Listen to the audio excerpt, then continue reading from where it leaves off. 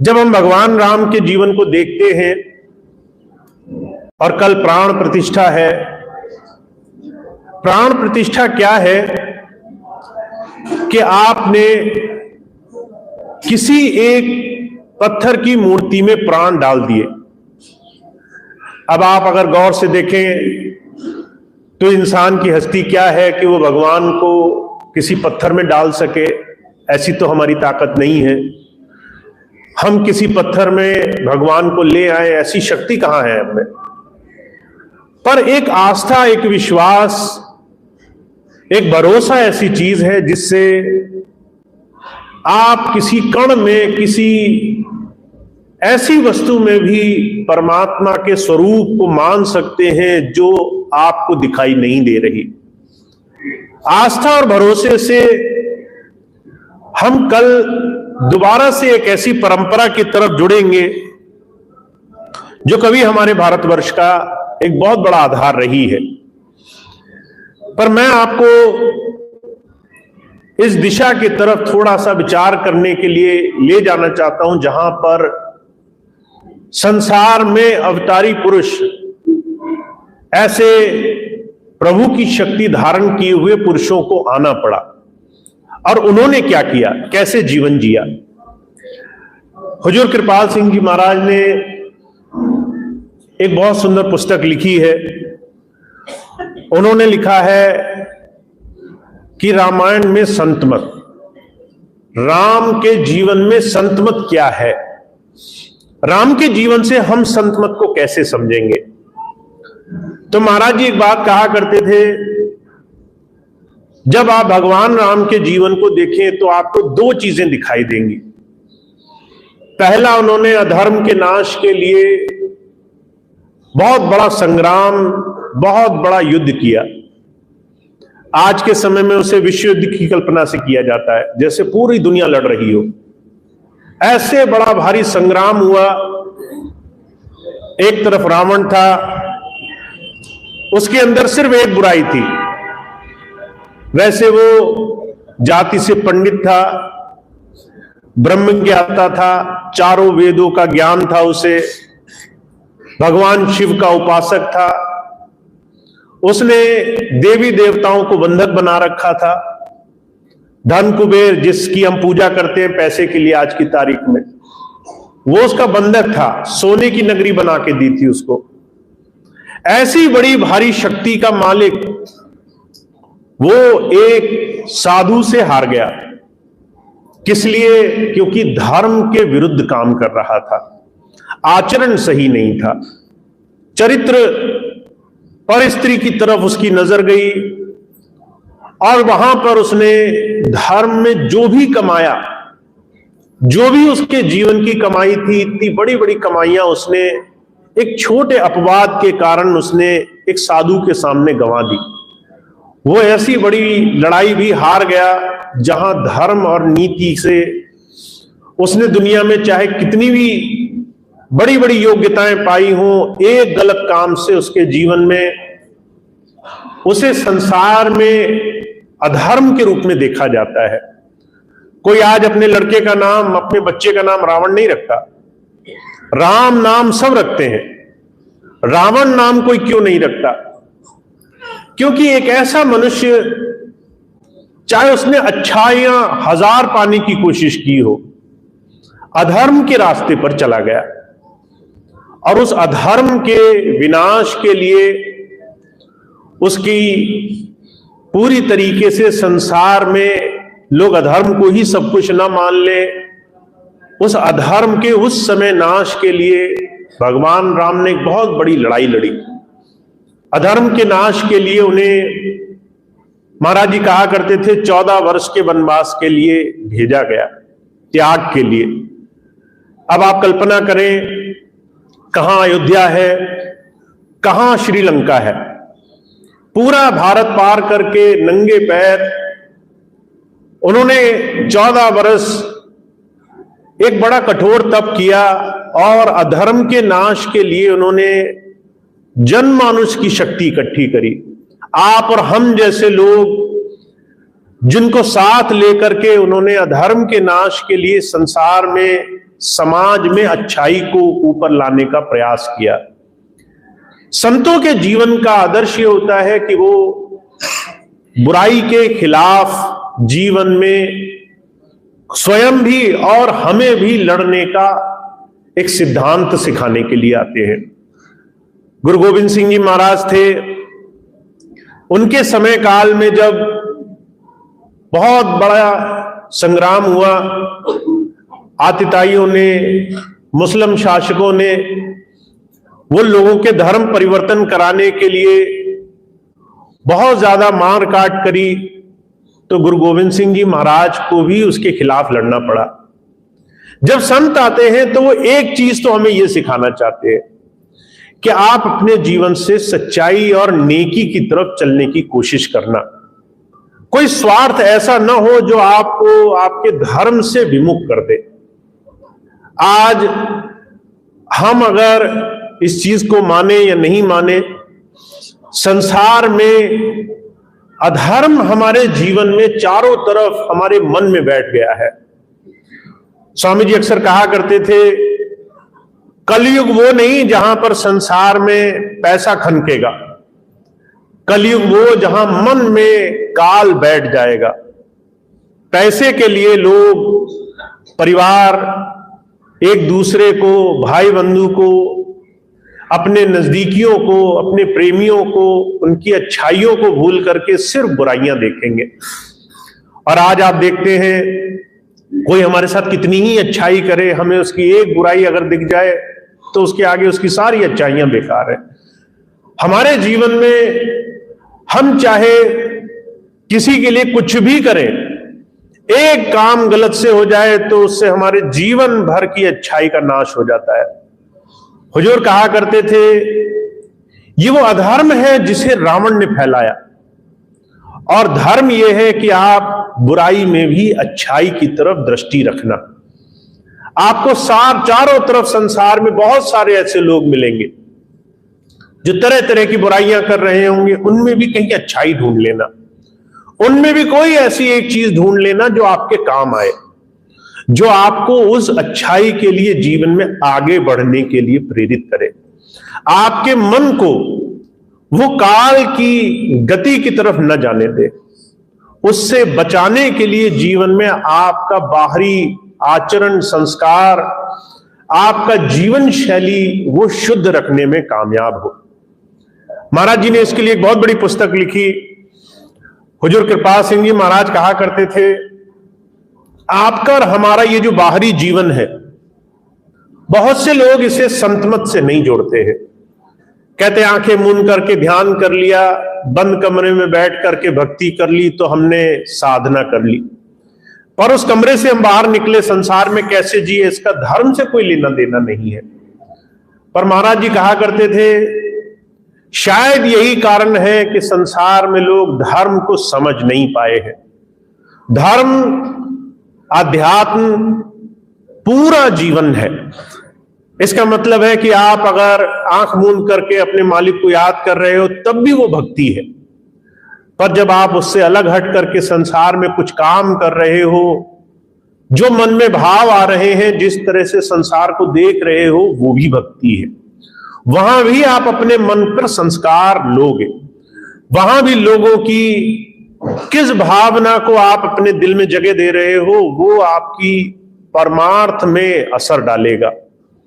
तो जो कहा करते थे, एक सीधा सा नियम है, आप बाहर संसार में कैसे जीवन के तमाम साधनों से कुछ लोगे, ये बात परिभाषित करेगी आप क्या लेने के लिए आए हो।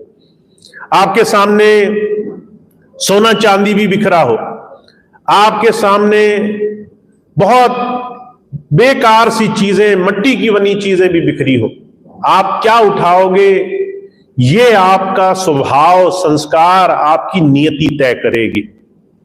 अगर आपके सामने दो लोग बैठे हैं, एक बहुत बुराई कर रहा है, आप उसी में फंस गए, और एक जो थोड़ा सा अच्छा काम कर रहा है उस पर नजर चली गई, उसकी अच्छाई को देखकर मन में थोड़ा सा सुकून आ गया। हुजूर कहा करते थे कि दोनों ही नियति आपके जीवन के प्रभाव को, आपके लगन को तय करती हैं। इसलिए भगवान राम के जीवन से सिर्फ हमें यह देखने को नहीं मिलता कि उन्होंने हमारे देश को, हमारे राष्ट्र को कितना बड़ा इस जीवन में एक आदर्श दिया। महाराज जी कहा करते थे, उन्हें मर्यादा पुरुषोत्तम कहा जाता है।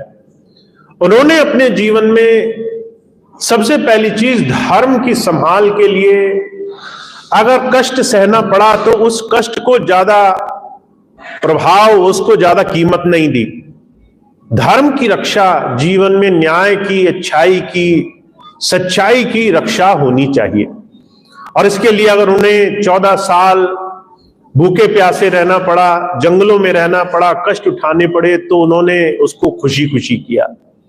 तो पहली चीज भगवान राम का जीवन हमें दिखाता है हमारा चारित्र, हमारा सही चीज को लेने का स्वभाव। हम जीवन में कैसे जिएंगे बाहरी तौर पर, हम कैसे अपने मन को बनाएंगे, कैसे अपनी बुद्धि को बनाएंगे, कैसी नजर होगी हमारी, कैसा हमारा संसार को देखने का नजरिया होगा।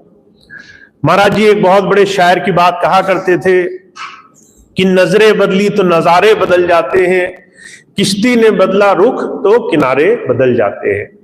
अगर हमारी नजर बुराई पर है तो हम चाहे लाख सच्चे काम करते हो, मन में बुराई ही भरेगी। तो जो कहते हैं पहला आदर्श हमेशा याद रखना, आपका जीवन में आपका नजरिया, दृष्टिकोण, स्वभाव, क्या चीज आप लेने वाले हो।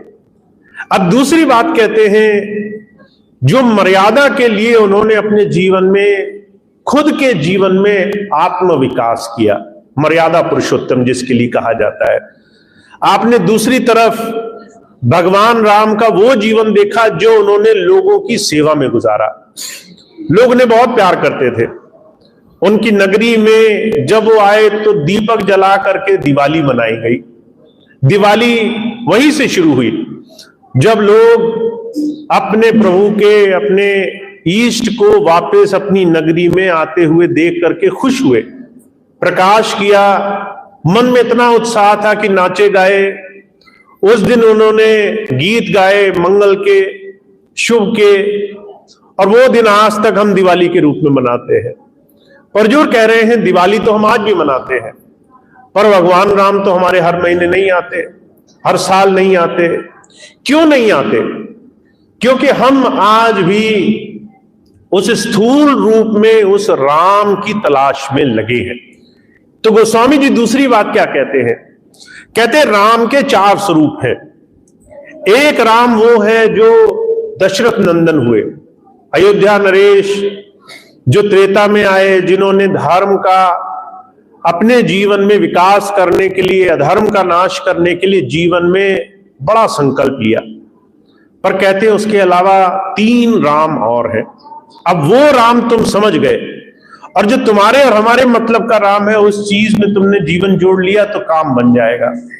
कहते एक राम दशरथ का बेटा, एक राम घटघट में बैठा, एक राम का सकल पसारा, एक राम तीनों से न्यारा। एक राम तो हो गए भगवान जो दशरथ के पुत्र हुए। फिर कहते एक राम घटघट में बैठा हुआ है, हमारा ये मन, ये भी राम से कम नहीं है, रमा हुआ है, जहां चाहो वहां लग जाता है, जिसके चाहो उसके पीछे पड़ जाता है, जो चाहे वो हमसे करवाता है। हम अगर कहें कि ये काम कर लो तो 10 में से 9 लोग ये कहते मिलेंगे कि मन नहीं कर रहा, मन नहीं मान रहा, हम इस मन के पीछे दौड़ रहे हैं। हुजूर कहते हैं ये मन हमारा भगवान बना हुआ है। अगर ये मन नहीं चाहे तो आप एक काम जरा सी देर नहीं कर सकते। मैं आपसे कहूं 10 मिनट संकल्प बांध करके ध्यान पर बैठ जाओ, 1000 बार ये मन टोकेगा आपको, और हो सकता है उठा ही दे, हो सकता है कहे कि तुम्हें बहुत तकलीफ हो रही है, उठो, उसमें कोई आनंद नहीं है, और आप इसकी बात मान जाओगे। इस मन को आप अपने से नीचे रखने में अभी सक्षम नहीं हुए। तो कहते हैं ये भी एक राम है, ये भी रम रहा है, ये भी हमारे ऊपर पूरी ताकत रखता है। फिर कहते हैं एक राम का सगल पसारा, ये सारा संसार जो आप देख रहे हो ये एक राम का, ब्रह्म का बनाया हुआ है। वो ब्रह्म जो सारा संसार चला रहा है, जहां पर कर्म बने हुए हैं, जहां पर भोग बने हुए हैं, जहां विधान बने हुए हैं, लेना देना चुकाना पड़ता है। ऐसे राम के आगे जहां बड़े बड़े ऋषि मुनि, बड़े बड़े योगी महंत, अगर उन्हें गुरु नहीं मिला तो वो भी इस ब्रह्म के आगे झुक गए, इसके आगे उन्हें हार माननी पड़ी।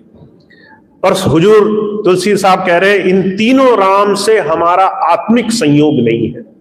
ना तो मन से हमारा काम चलेगा, ना ब्रह्म से हमारा काम चलेगा, और ना ही अब दशरथ पुत्र भगवान राम जो त्रेता में आए, हजारों साल बीत गए, वो हमें आज शरीर रूप में मिल पाएंगे। तो फिर क्या करें?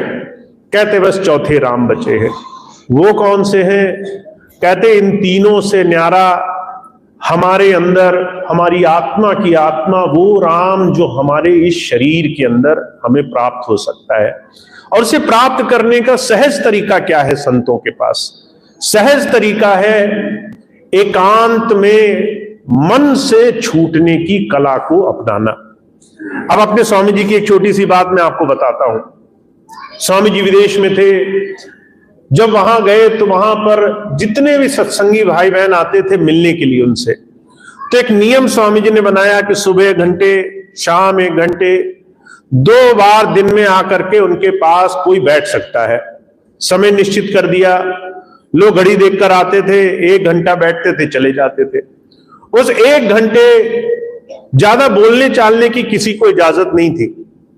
एक बार एक भाई आया, आकर कहने लगा 1 घंटे लोग आते हैं, बैठे रहते हैं, पर बोलता कोई नहीं, चुप रहते हैं सब, इसमें क्या राज है? तो स्वामी जी कहने लगे मैं तुम्हें कुछ सिखाना चाहता हूं, मैं तुम्हें ये सिखाना चाहता हूं एकांत कैसा होता है, मौन कैसा होता है। जब आप कुछ नहीं करते हो, जब आपका मन पूरी तरह टक्कर मारता है आपसे कि भाई कुछ करो कुछ करो, और आप फिर भी कुछ नहीं करते हो, तो ये मन धीरे धीरे अपनी शक्ति खोने लग जाता है। इस मन से अलग हटना और ये देखना कि आपके अंदर क्या हो रहा है, अपनी गति को पहचानना, ये मौन से, एकांत से, उस अपने अंदर बैठे राम से जुड़ने की कला का नाम है। जितने भी महापुरुष आए आज तक संसार में, अब आप देख लो हजारों वर्ष हो चुके हैं, अनगिनत संत महापुरुष आए हैं। कुछ ऐसे हैं जिनके नाम हमें मालूम है, कुछ ऐसे हैं जिनके नाम हमें मालूम तक नहीं है। सारे संत महापुरुषों ने एकांत का थोड़ी देर अपने जीवन में अपने मन को साधने का काम किया है। अब हम गृहस्थी लोग इसको कैसे कर सकते हैं? हम तो संसार में रत हैं, संसार के काम सुबह से लेकर शाम तक करते हैं। पहले आप अपनी संसार, अपनी मन गति, अपने शरीर की स्थिति को देखो। आप जब से आंख खोलते हो सुबह और रात सोने तक, मन को कुछ ना कुछ चाहिए। आप खाली नहीं बैठ सकते। इस मन को किसी न किसी काम में लगना है, किसी से बात करनी है, किसी न किसी चीज को देखना है, किसी न किसी चीज में रस ढूंढना है। अगर आपको कुछ नहीं करने को होगा तो आप किसी की बात करने लग जाओगे, वो नहीं करने को होगा तो आप कोई चीज देखने लग जाओगे, किसी चीज पे आप रस ढूंढने लग जाओगे। कहीं ना कहीं इस मन को संसार में दौड़ लगाने की आदत है। पर हुजूर कह रहे हैं एक बड़ी चमत्कारिक चीज है, और आप इस चीज को हो सके तो खुद करके देखना। इस मन को अभी तक किसी एक चीज में रस नहीं मिला है। अगर ऐसा हुआ हो कि कल आपने बहुत अच्छा खा लिया और उसके बाद खाने की इच्छा तृप्त हो गई, अब खाने का मन ही मर गया, अब कुछ खाने की इच्छा नहीं रही, पर ऐसा नहीं है। शाम को फिर से भूख लगेगी, फिर से कुछ अच्छा खाने के लिए हम परेशान हो जाएंगे। ऐसा नहीं है कि आपने आज कुछ देख लिया तो देखने के बाद मन तृप्त हो गया, शाम तक कुछ और देखने की इच्छा करेगी। अगर आपने अच्छे कपड़े पहन लिए तो कपड़े पहनने, खरीदने की इच्छा खत्म हो गई, हमें कुछ दिन बाद कुछ और कपड़े चाहिए, कुछ और नई चीजें चाहिए। हुजूर कहते हैं आज तक मन रुका नहीं है। इस मन नहीं रुकने की वजह है कि आपने इस मन को हमेशा कुछ न कुछ देने की एक प्रथा डाल रखी है। तो हुजूर कहते हैं इस रमते राम से कैसे जुड़ोगे? आप एकांत का अभ्यास किया करो। थोड़ी देर, 24 घंटे में से थोड़ी देर ऐसी निकालो जब आप सिर्फ देखो कि क्या हो रहा है। मन को भी देखो, मन भाग रहा है, भागने दो, रुक रहा है, रुकने दो, कुछ मांग रहा है, मांगने दो, कुछ नहीं मांग रहा, मत मांगने दो। आप सिर्फ देखो, आप इसकी एक भी बात मत मानो थोड़ी देर के लिए, सिर्फ आप दृष्टा बनो, सिर्फ आप देखने वाले बनो, सिर्फ थोड़ी देर इसको ऑब्जर्व करो। हुजूर कहते हैं ये वो एक क्रिया है जिससे आप इस मन से आगे देखने की शक्ति सहज भाव से अपने जीवन में उपजा लोगे। अब इसको संतों महापुरुषों ने अलग अलग तरीके से बयान किया है। बाबा सावन सिंह जी महाराज थे, वो उसको सिमरन पे बैठना कहा करते थे कि जब कुछ ना हो तो आंखें बंद करके बैठ जाओ, अंदर एक शब्द आ रहा है, उस शब्द को सुनो, पर कुछ करो मत, ना नाम सिमरन करो, ना नाम का जाप करो, न कोई और चीज करो, बस देखो जो हो रहा है उसके अपने अंदर थोड़ा सा दृष्टा बनने वाले, देखने वाले बनो। तो हुजूर कहते हैं जब कोई इंसान अपने जीवन में अगर दोनों ही क्रियाएं अच्छे से कर ले, बाहर इस जीवन से सच्चाई की तरफ, नेकी की तरफ, अच्छाई की तरफ चलने का संकल्प साध ले, अंदर से मन को रोकने, साधने, मन से सहज होने की क्रिया अपना ले, थोड़ा सा एकांतवासी बन जाए, मौन को अपना ले, थोड़ी देर मौन धरे, कुछ ना बोले, ना कुछ कहना है ना कुछ सुनना है। कहते ये दो चीजें ऐसी हैं जो भगवान राम के चरित्र से हमें दिखाई देती है। तो जो कहते हैं एक बहुत बड़ा संकल्प होने जा रहा है, पर यह संकल्प एक संत मत के लिहाज से तभी फलीभूत होगा, तभी ये चरितार्थ होगा, तभी हम जन जन मानस में आएगा जब हम इसका संत महापुरुषों के लिहाज से अभ्यास करेंगे। और मैं हमेशा एक ही चीज कहता हूं, जब कोई मुझसे पूछता है कि भाई अब तो सब कुछ ठीक होने जा रहा है, कल प्राण प्रतिष्ठा होगी, राम राज आ जाएगा, बहुत से लोग पिछले दिनों आए, बहुत पत्रकार, अलग अलग तरह के लोग। मैंने कहा राम राज तो तभी आएगा जब आपके अंदर राम बसेगा, जब आपके अंदर राम ईमानदारी से आपके जीवन का हिस्सा बनेगा, जब आप अपने जीवन में उसको अपनाने वाले बनोगे।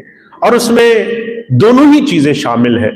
न्याय के लिए जीवन में अगर आवाज उठानी पड़े, अगर अधर्म के नाश के लिए, अगर सच्चाई के लिए, अगर किसी गलत काम को देखते हुए उसको रोकने के लिए अगर हिम्मत करनी पड़े तो वो भी करनी है।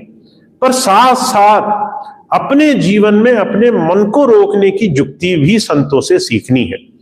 और वो युक्ति अगर आप नहीं सीख पाओ तो उसका अभ्यास तो अभी करना शुरू कर सकते हो। हुजूर कृपाल सिंह जी महाराज थे, उन्होंने गुरु ग्रंथ साहब पढ़नी शुरू करी, उसमें बार बार गुरु की महिमा का बखान किया गया, पर गुरु कौन है ये बात उन्हें नहीं समझ में आई। गुरु ढूंढना आसान नहीं है आज के समय में। आज के समय में ज्ञानी, विद्वान, वाचक, बड़े बड़े वक्ता बहुत मिल जाएंगे, गुरु नहीं मिलेगा आसान से। तो महाराज जी डरा करते थे किसको गुरु बनाए, तो उन्होंने एकांत अभ्यास, यही अभ्यास करना शुरू कर दिया। रोज बैठते थे, उन्हें कोई मंत्र नहीं मालूम थे, कोई शब्द नहीं मालूम थे, कोई तरीका नहीं मालूम था, तो बस एकांत में बैठ जाया करते थे और देखा करते थे कि मन क्या करता है, मन कहां जाता है, मन कितनी दूर तक छलांग लगा सकता है। और धीरे धीरे इस मन ने अपनी स्थिति, अपनी ताकत, अपनी शक्ति, अपना संसार में लगन लगने का स्वभाव धीरे धीरे खत्म कर दिया और वो दृष्टा बन गए, देखने वाले बन गए। और उन्हें बिना गुरु के अंदर एक स्वरूप दिखाई दिया जो बाबा सावन सिंह जी महाराज का था। उनके कई वर्षों बाद उन्हें बाबा सावन सिंह जी महाराज के शरीर रूप में दर्शन हुए, कई वर्षों बाद नाम मिला। तो हुजूर कहा करते थे कि महाराज जी इतनी देर क्यों करी, और बाबा जी कहा करते थे सही समय यही है जब तुम्हें आज इस वक्त इस घड़ी मुझसे जुड़ने का अवसर मिला है।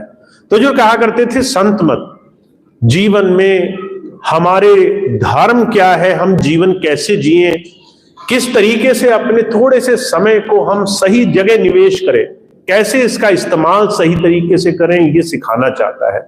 सीखने के लिए हमें शिष्य बनना और गुरु की बात को ग्रहण करने के लिए थोड़ा सा मन बनाना बड़ा जरूरी है। तो मैं तो एक ही चीज मानता हूं, आपको अगर अपने जीवन में किसी चीज का बंधन चला जाए, अगर किसी चीज का पीछे परिणाम चला जाए, तो आप अपने जीवन में गुरु की कला को, उसकी शिक्षा को सीख गए हो। अभी कुछ दिन पहले मुझसे किसी ने एक बहुत सुंदर प्रश्न पूछा। बहुत से लोग मुझसे बहुत से सवाल पूछते रहते हैं। एक बच्चे ने मुझसे सवाल पूछा कि भैया जी, जब आप खाली बैठे रहते हो और कुछ नहीं करते हो तो आप क्या करते हो? जब आप कुछ भी नहीं कर रहे होते हो तो आपके मन में क्या चलता है? तो मैंने एक बात उसे बोली। मैंने कहा कि अगर आप कुछ भी न कर रहे हो, उस वक्त आपका ध्यान बाहर की बजाय अंदर रहे, उसकी आप आंखों से, खुली आंखों से संसार को देखते रहो, पर आपका मन अंदर मुड़ा रहे, आपके अंदर एक सहज भाव, शांति भाव होने लग जाए, तो समझ लो कि आप धीरे धीरे उस ध्यान की क्रिया में जुड़ने वाले बन गए हो। तो मैंने कहा कि मैं ज्यादातर यही एक अभ्यास करता हूं। जब मैं किसी से नहीं बोलता हूं तो मैं कोशिश करता हूं कि मेरा जुड़ाव उधर लगा रहे जितना ज्यादा हो सकता है। तो जो कहा करते थे, हमारा अभ्यास ऐसा होना चाहिए कि हम कुछ भी ना करें और तो भी हम उधर ही जुड़े रहे, उधर ही हमारा हर तरह से जुड़ाव बना रहे। तो ये अभ्यास सीखना होता है, इसके लिए शिष्य बनना होता है, इसके लिए ग्रहणशील बनना होता है। ईसा मसीह ने बाइबल में बड़े साफ लफ्जों में लिखा है कि जब एक शिष्य तैयार होता है तो गुरुजी को ढूंढने नहीं जाना पड़ता, गुरुजी अपने आप आते हैं उस शिष्य की तलाश करने के लिए। तो आपको कहीं कुछ करने जाना नहीं है, आपको अपने अंदर थोड़ा समय देना शुरू करना है।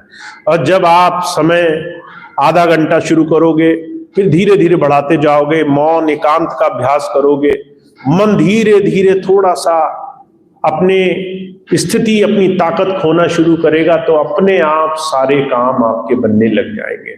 तो हमें आज के इस समय में अपने जीवन में एक आदर्श को सबसे आगे रखना है। आदर्श ही भक्ति है, आदर्श ही हमारे जीवन का रास्ता है। हमारे जीवन में संतों महापुरुषों ने जो अपने जीवन से सिखाया है, वो अपने जीवन में लाने का प्रयास करना, यही हमारे जीवन का भक्ति का सबसे सुंदर रास्ता है। तो हमें इसको अपनाएं, इस पर चलें, इस पर थोड़ा सा अपने जीवन को आगे बढ़ाएं, ताकि हम अपने जितने भी सत्संगी भाई बहन हैं, अपने जीवन से इस चीज को गर्व से कह सकें कि हमने गुरु से कुछ पा लिया है, कुछ ऐसा रास्ता हमें प्राप्त हो चुका है। तो स्वामी जी की इतनी बात थी, मैं इतनी बात आपसे कहना चाहता हूं कि आपको इस भगवान राम के प्राण प्रतिष्ठा के समय, जब मैं मानता हूं कि हमारे पास ये ताकत नहीं है कि हम पत्थर की मूर्ति में प्राण ले आए, पर हम अपनी आस्था, विश्वास, भरोसे, अपने प्रेम भाव से, अपने थोड़े थोड़े समय से, अपने खाली जाते समय को भी सार्थक कर सकते हैं। यही प्राण प्रतिष्ठा है, यही अपने जीवन में उस प्रभु को ले आना है, उस मालिक को हाजिर नाजिर बना लेना है। तो हमें इसको थोड़ा चरितार्थ करना है। और सबसे सुंदर तरीका है कि आप हर दिन का हिसाब रखो। हर दिन में आपने थोड़ी देर किया, नहीं किया, इसका नियम बना के रखो। आपको इससे अपने आप जीवन में लाभ, फायदे दिखाई देने लगेंगे। तो इतनी बात कह के मैं अपनी बात समाप्त करूंगा। आप सभी भाई बहनों का बहुत बहुत धन्यवाद है।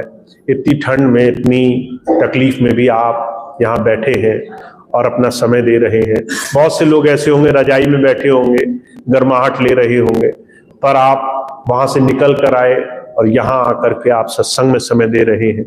तो ये बात वो मालिक देख रहा है और इसका लाभ आपको मिलेगा। इतनी बात कह के मैं अपनी बात समाप्त करूंगा। आज का सत्संग कार्यक्रम समाप्त होगा।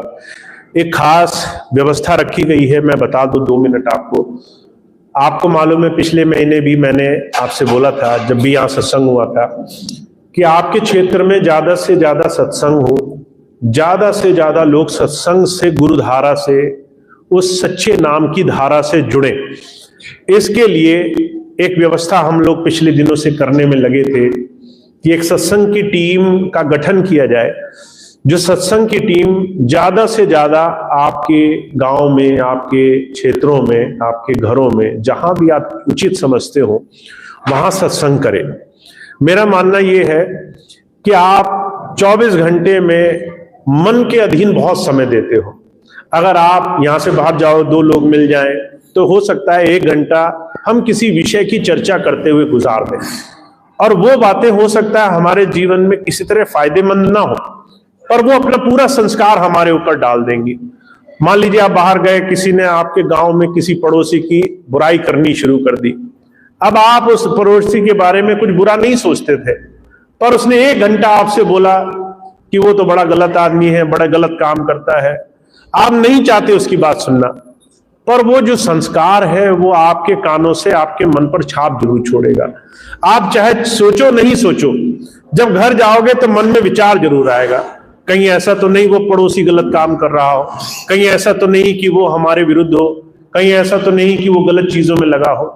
और जाने अनजाने हम ऐसे संसार के संस्कार लेते जाते हैं 24 घंटे। कोई कुछ कह देता है, कोई कुछ सुना देता है, कोई कुछ दिखा देता है, कोई तरह तरह की दुनिया की चीजें हमें कहता है।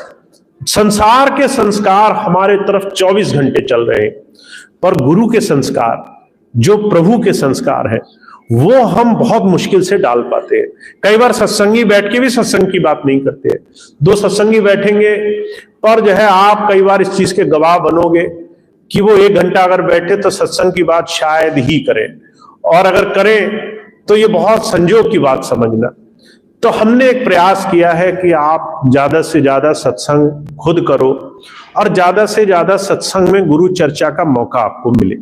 तो ये पूरे उत्तर भारत में ये अभी व्यवस्था चल रही है, मुरादाबाद से लेकर, आगरा से लेकर, अभी दिल्ली से, अभी शामली में वो टीम सत्संग कर रही है, हरिद्वार में आज, कल शामली में करेगी।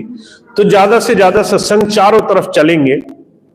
आप सभी भाई बहन अगर मेरी गैर मौजूदगी में या किसी भी सत्संगी भाई की गैर मौजूदगी में जब वो टीम यहाँ आए, आप सत्संग अगर कराना चाहो तो आप भाई कंवरपाल जी से, भाई नरेंद्र जी से संपर्क करना।